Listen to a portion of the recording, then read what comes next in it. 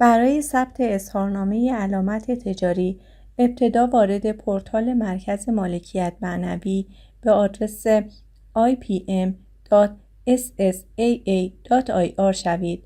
سپس نام کاربری و رمز عبور و کد امنیتی را وارد کنید.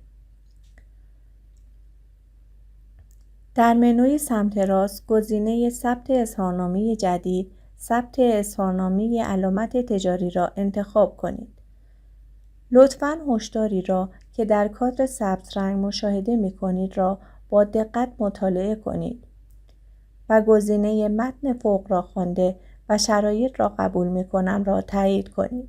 سپس دکمه مرحله بعدی را کلیک کنید تا وارد مرحله انتخاب نوع اظهارنامه شوید. لطفاً با توجه به نوع اظهارنامه یکی از گزینه‌ها را انتخاب کنید. ثبت اظهارنامه جدید.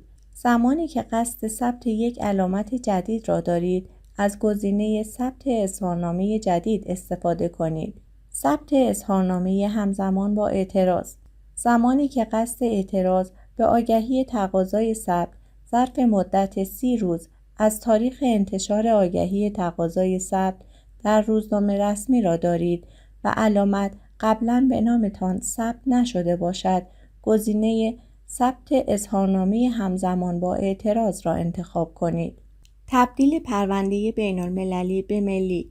زمانی که علامت قبلاً به صورت بین‌المللی ثبت شده باشد و قصد تبدیل علامت از بین‌المللی به ملی را داشته باشید، گزینه تبدیل پرونده بین‌المللی به ملی را انتخاب کنید.